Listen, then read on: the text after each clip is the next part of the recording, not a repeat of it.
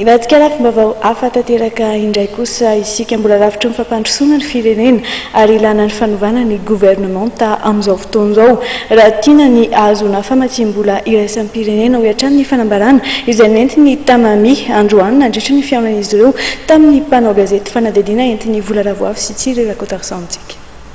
Nitaky fametrahana gouvernementa amin'ny firaisam-pirenena fikambanana tanora malagasy mirosona ny tamami tarihan'ny Florio Samiary. Midika tsy fahatokisany vondrona iraisam-pirenena ny gouvernementa misy amin'izao fotoana izao ny tsy fahatongavan'ny mpampiasa vola ary ny famatsim-bola avy any ivelany noho ny tamami. Fotoana fampiasana fanapa-kevitra entitra ho an'ny fitondrana izao vaninandro iainantsika izao ny antony dia izao roa taona latsaka zay mitondran'ny fitondrana amin'ny ankapobeny ny firenena malagasy dia mitete ohatra ny goutte ny famatsim-bola ataon'ny mpamatsy vola mazava zany fa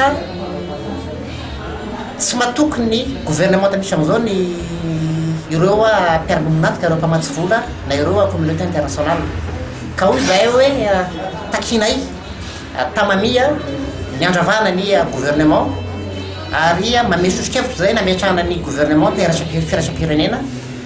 mba ahafahany rehetra mitondra anjara brikiny. Gouvernementa afaka mitondra fampandrosoana ary hamoaka ny krizy no tokony apetraka hoy ny tamami ary ho azy ireo dia tokony ahena ny isany mpikambana ao anatin'ny gouvernementa vaovao. Betsy andraofana ny ministera amin'izao fotoana zao ary raha ny faniriana rehetra tokony ho ahena fa na izany nak zany ny zava-dehibe dia ny fahavonona ny olona pirenena ao anatiny mahatsapa fa hoe firenena raha manana izy ity tsy ho lany andro isika amin'ny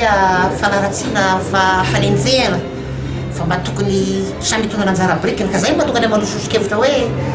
tsy misy mpanohatra anatin'izao gouvernementa misy amin'ny fotoana zao ka zay ny tenenako hoe tsy ho lany andro tsony tsika andeha hifanenjika na hoe hifanaratsy fa ndao retsika samy mitondra anjara brikitsika. Raha ny feo mandeha aorian'ny fahavitan'ny fifidianana lola vao mety isy ny fanovana gouvernementa ho an'ny tamami dia tsy tokony andro izany ny fandraisana fanapa-kevitra momba ny gouvernementa fa tokony apetraka filoham-pirenena laharam-pahamehana.